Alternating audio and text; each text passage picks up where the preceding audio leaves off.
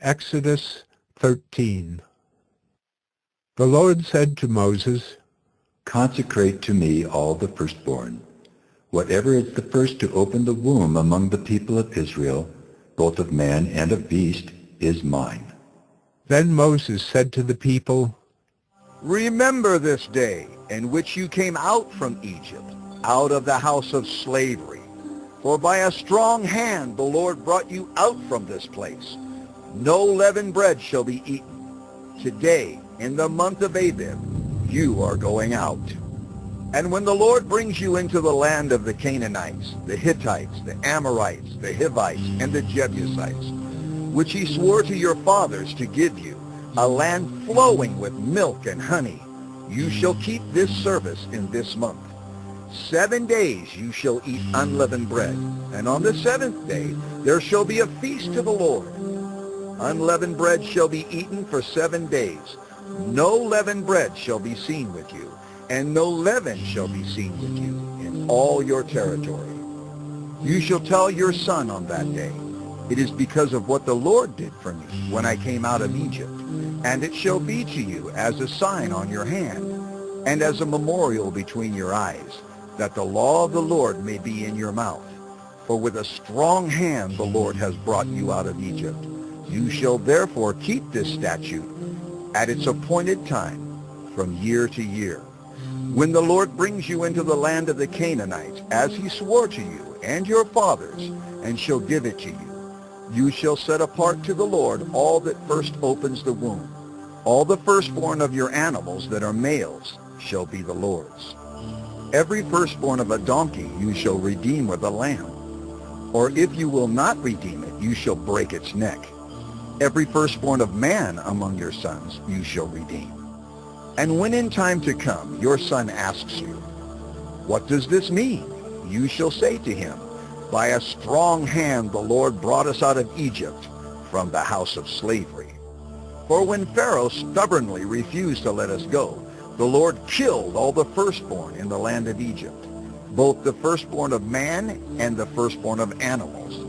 Therefore I sacrificed to the Lord all the males that first open the womb, but all the firstborn of my sons I redeem. It shall be as a mark on your hand or frontlets between your eyes. For by a strong hand the Lord brought us out of Egypt. When Pharaoh let the people go, God did not lead them by way of the land of the Philistines, although that was near. For God said, Lest the people change their minds when they see war, and return to Egypt. But God led the people around by the way of the wilderness toward the Red Sea, and the people of Israel went up out of the land of Egypt equipped for battle. Moses took the bones of Joseph with him, for Joseph had made the sons of Israel solemnly swear, saying, God will surely visit you, and you shall carry up my bones with you from here. And they moved on from Succoth and encamped at Etham, on the edge of the wilderness. And the Lord went before them by day in a pillar of cloud to lead them along the way, and by night in a pillar of fire to give them light, that they might travel by day and by night. The pillar of cloud by day and the pillar of fire by night did not depart from before the people.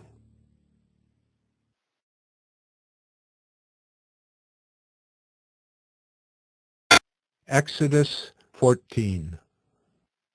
Then the Lord said to Moses, Tell the people of Israel to turn back and encamp in front of Pi-hahiroth, between Migdol and the sea, in front of Baal-zephon. You shall encamp facing it by the sea.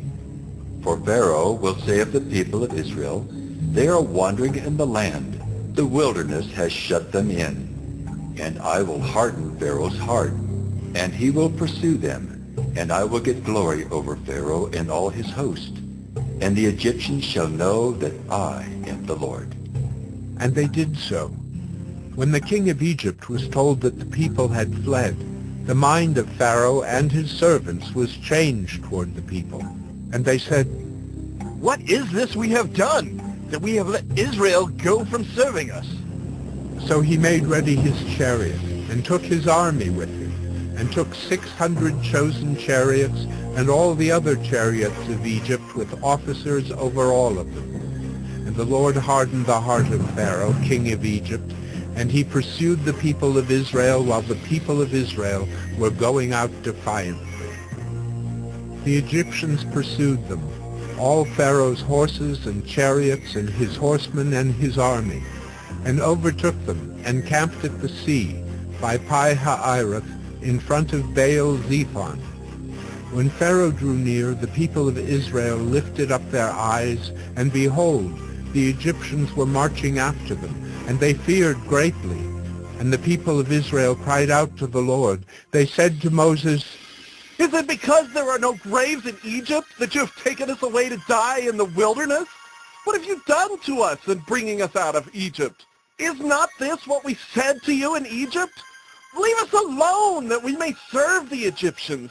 For it would have been better for us to serve the Egyptians than to die in the wilderness."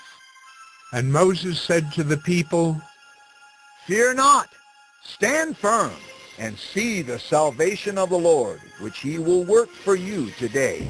For the Egyptians whom you see today, you shall never see again. The Lord will fight for you, and you have only to be silent. The Lord said to Moses, Why do you cry to me? Tell the people of Israel to go forward. Lift up your staff and stretch out your hand over the sea and divide it, that the people of Israel may go through the sea on dry ground. And I will harden the hearts of the Egyptians so that they shall go in after them. And I will get glory over Pharaoh and all his host, his chariots and his horsemen. And the Egyptians shall know that I am the Lord when I have gotten glory over Pharaoh, his chariots and his horsemen. Then the angel of God, who was going before the host of Israel, moved and went behind them. And the pillar of cloud moved from before them and stood behind them, coming between the host of Egypt and the host of Israel. And there was the cloud in the darkness, and it lit up the night, without one coming near the other all night. Then Moses stretched out his hand over the sea, and the Lord drove the sea back by a strong east wind all night, and made the sea dry land, and the waters were divided. And the people of Israel went into the midst of the sea on dry ground, the waters being a wall to them on their right hand and on their left. The Egyptians pursued and went in after them into the midst of the sea, all Pharaoh's horses, his chariots, and his horsemen. And in the morning watch, the Lord in the pillar of fire and of cloud looked down on the Egyptian forces, and threw the Egyptian forces into a panic, clogging their chariot wheels so that they drove heavily. And the Egyptians said, "Let us flee from before Israel, for the Lord fights for them against the Egyptians." Then the Lord said to Moses, Stretch out your hand over the sea, that the water may come back upon the Egyptians, upon their chariots and upon their horsemen. So Moses stretched out his hand over the sea, and the sea returned to its normal course when the morning appeared. And as the Egyptians fled into it, the Lord threw the Egyptians into the midst of the sea. The waters returned and covered the chariots and the horsemen. Of all the host of Pharaoh that had followed them into the sea, not one of them remained. But the people of Israel walked on dry ground through the sea, the waters being a wall to them on their right hand and on their left. Thus the Lord saved Israel that day from the hand of the Egyptians, and Israel saw the Egyptians dead on the seashore. Israel saw the great power that the Lord used against the Egyptians. So the people feared the Lord, and they believed in the Lord and in his servant Moses.